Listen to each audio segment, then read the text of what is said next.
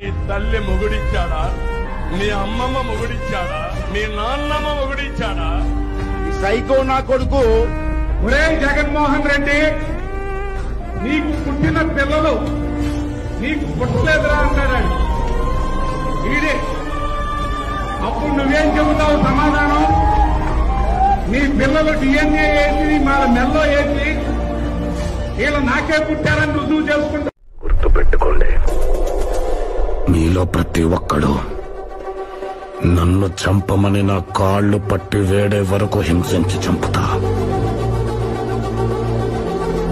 ఈ క్షణం నుంచి మిమ్మల్ని భయపెట్టేది చావు, మిమ్మల్ని వెంటాడేది చావు, చివరికి మీరు కోరుకునేది కూడా చావు.